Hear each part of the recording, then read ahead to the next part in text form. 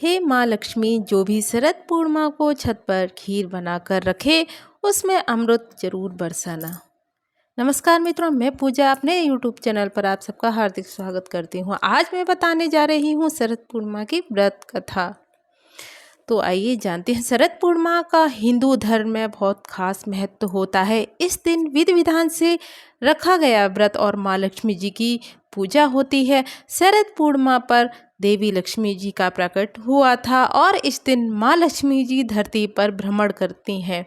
ऐसे में शरद पूर्णिमा के दिन व्रत रखने वाली स्त्रियां माँ लक्ष्मी और विष्णु जी का पूजन करती हैं। साथ साथ देवी जी की प्रादुर्भाव की कथा का पाठ भी अवश्य ही करती हैं।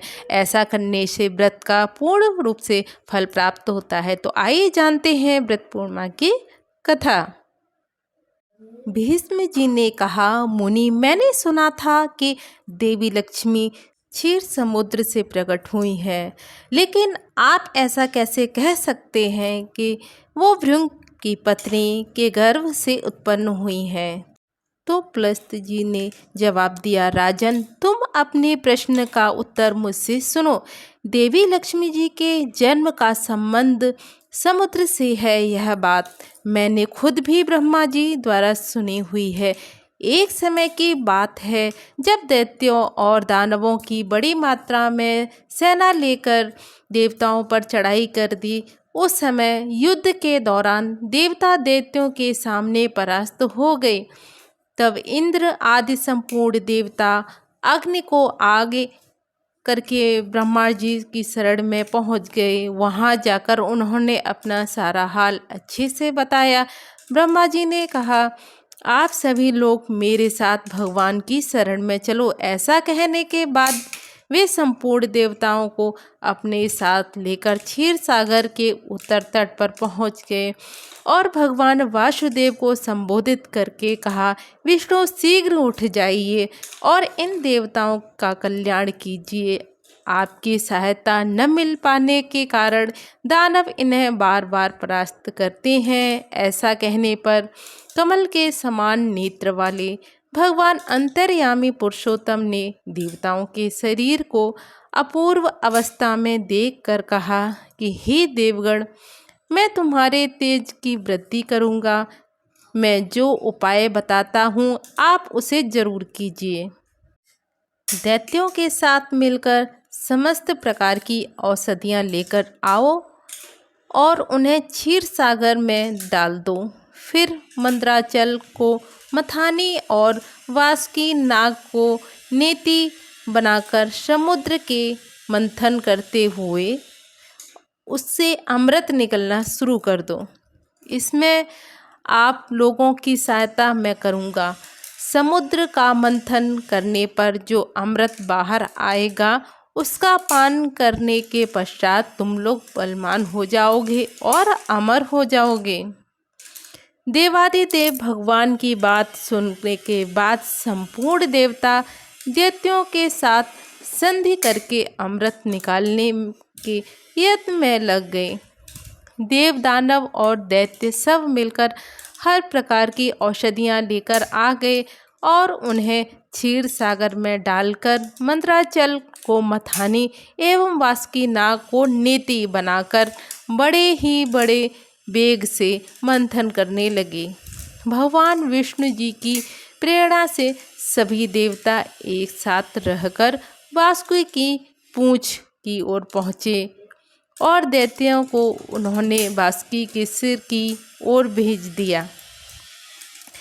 भीष्म जी वासुकी के मुख की सांस तथा विषाग्नि से झुलसने के कारण सब दैत्य निस्तेज हो गए। क्षीर समुद्र के बीच में ब्रह्मवेत्ताओं में श्रेष्ठ भगवान ब्रह्मा तथा महातेजस्वी महादेव जी कच्छप रूपधारी श्री विष्णु की पीठ पर खड़े होकर अपनी भुजाओं से कमल की भांति मंदराचल को पकड़े हुए थे और स्वयं भगवान श्री हरि कूर्म रूप धारण करके क्षीर सागर के अंदर देवताओं और दैत्यों के बीच में मौजूद थे। वे मंदराचल को अपनी पीठ के लिए वे डूबने से बचा रहे थे। तदंतर जब देवताओं और दानवों की क्षीर समुद्र का मंथन शुरू किया, तब पहले उससे देव पूजित सुरभि यानी कि कामधेनु का आविर्भाव हुआ था, जो अभिष्य की उत्पत्ति का स्थान मानी गई। तत्पश्चात वारुणी देवी प्रकट हुई, जिनके मद भरे नेत्र घूम रहे थे। वह पग पग पर लड़खड़ाती हुई चलती थी, जिसे अपवित्र मानकर देवताओं ने त्याग दिया। तब वह असुरों के पास गई और कहा, दानवों में बल प्रदान करने वाली देवी है, मुझे ग्रहण कर लो।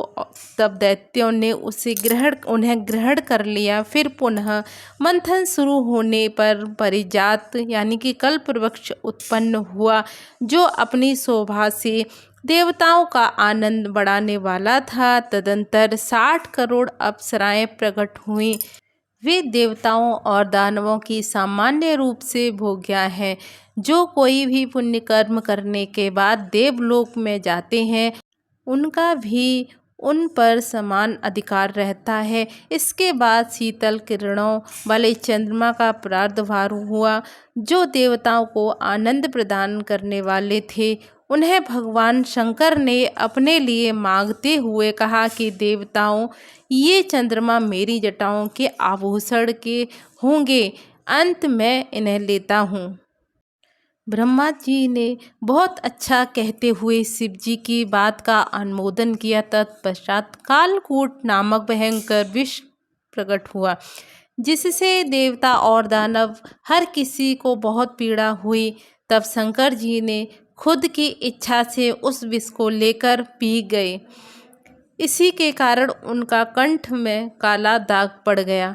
तभी से वे महेश्वर नीलकंठ कहलाने लगे। क्षीर सागर से निकलते हुए विष का जो अंश पीने से बच गया था, उसे नागों ने ग्रहण कर लिया। तदंतर अपने हाथ में अमृत से भरा हुआ कमंडल के लिए हुए धन्वंतरि जी प्रकट हुए। वे श्वेत वस्त्र धारण किए हुए थे। वैद्य राज के दर्शन से सभी का स्वास्थ्य मन प्रसन्न हो उठा। इसके बाद वह समुद्र से ऊंचे श्रवा घोड़ा और ऐरावत नामक एक हाथी, ये दोनों क्रमशः प्रकट हुए। फिर क्षीर सागर से महालक्ष्मी जी का प्रादुर्भाव हुआ, जो खिले हुए कमल पर विराजमान थे और हाथ में कमल धारण किए हुए थे। उनका प्रकाश चारों ओर फैल रहा था। उस समय महर्षियों ने श्री सूक्त का पाठ करते हुए बड़ी प्रसन्नता से उनका स्तवन किया। साक्षात क्षीर समुद्र से प्रकट होकर लक्ष्मी जी को एक सुंदर माला भेंट में दी, जिसके कमल कभी भी मुरझा नहीं रहे थे। विश्वकर्मा जी ने उन्हें समस्त अंगों में आभूषण पहना दिए। स्नान के पश्चात दिव्य माला और दिव्य वस्त्र धारण करके जब देवी सभी प्रकार के आभूषणों से विभूषित हुई, तब इंद्र आदि देवता और विद्याधर आदि ने भी उन्हें प्राप्त करने की इच्छा जताई। तब ब्रह्मा जी ने भगवान विष्णु से कहा, वासुदेव, मेरे द्वारा दी हुई इन देवी लक्ष्मी जी को आप ग्रहण करें। देवताओं और दानवों को मैंने मना कर दिया है, वे इन्हें पाने की इच्छा नहीं रखेंगे। आपने जो स्थिरता पूर्वक इस समुद्र मंथन के कार्य को संपन्न किया है, इससे मैं बहुत ही संतुष्ट हूँ। ऐसा कहकर ब्रह्मा जी देवी लक्ष्मी जी से बोले, देवी, तुम भगवान केशव के पास चली जाओ। मेरे दिए हुए पति को पाकर अनंत वर्षों तक आनंद का उपभोग कीजिए। ब्रह्मा जी के ऐसा कहने के बाद लक्ष्मी जी समस्त देवताओं के देखते देखते श्री हरि के वक्ष स्थल में चली गईं और भगवान से बोली, देव, आप कभी मेरा परित्याग न करें। संपूर्ण जगत के प्रियतम, मैं सदा आपके आदेश का पालन करती हुई आपके वक्ष स्थल पर निवास करूंगी। ऐसा कहकर लक्ष्मी देवी की कृपा पूर्ण दृष्टि से देवताओं की तरफ देखा, जिससे उन्हें बड़ी प्रसन्नता हुई। वहीं लक्ष्मी से परित्यक्त होने पर दैत्यों को बड़ा उद्वेग हुआ। उन्होंने झटपट धन्वंतरि के हाथ से अमृत का पात्र लिया। तब विष्णु ने माया से एक सुंदर स्त्री का रूप धारण करके दैत्य को लुभाया और उन्हें निकट जाकर बोले, यह अमृत कमंडल मुझे दे दो।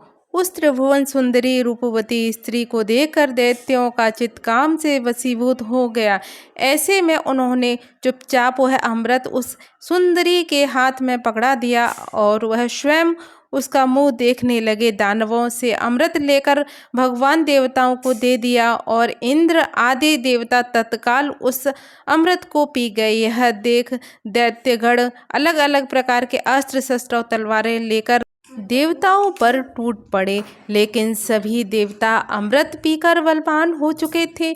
उन्होंने दैत्य सेना को परास्त कर दिया। देवताओं की मार पड़ने के बाद दैत्यों ने भागकर चारों दिशाओं की शरण ले ली और कितने ही पाताल में घुस गए। तब संपूर्ण देवता आनंद मग्न मन हो शंख चक्र और गदा धारण करने वाले भगवान विष्णु को प्रणाम करके स्वर्गलोक में पहुंच गए। तभी से सूर्य देव की प्रभा स्वच्छ हो गई और वे अपने मार्ग से चलने लगे। भगवान अग्निदेव भी मनोहर दीप्ति से युक्त हो प्रज्वलित होने लग गए। सब प्राणियों में मन धर्म में संलग्न रहने लगे। भगवान विष्णु जी से सुरक्षित होने के बाद समस्त त्रिलोकी से संपन्न हो गई। उस समय समस्त लोकों का धारण करने वाले ब्रह्मा जी देवताओं से बोले, हे देवगण, मैंने तुम्हारी रक्षा के लिए भगवान विष्णु को तथा देवता के स्वामी उमापति महादेव को नियत किया है। वे दोनों तुम्हारे योग क्षेम का निर्वाह करेंगे। तुम सदैव उनकी उपासना करते रहो, क्योंकि वे तुम्हारा कल्याण करने वाले हैं। उपासना करने से ये दोनों महानुभाव हमेशा तुम्हारे क्षेम के साधक और वरदायक होंगे। ऐसा कहकर भगवान ब्रह्मा अपने धाम को चले गए। उनके जाने के पश्चात इंद्र ने देवलोक की राह ले ली। तत्पश्चात श्री हरि और शिव जी भी अपने अपने वैकुंठ धाम एवं कैलाश जा पहुँचे। तदंतर देवराज इंद्र तीनों लोकों की रक्षा करने लगे। महाभाग इस प्रकार लक्ष्मी जी क्षीर सागर से प्रकट हुई थीं। तो मित्रों, अगर आपको ये कथा पसंद आई हो शरद पूर्णिमा की, तो मेरे चैनल को सब्सक्राइब कीजिए और वीडियो को लाइक कीजिए।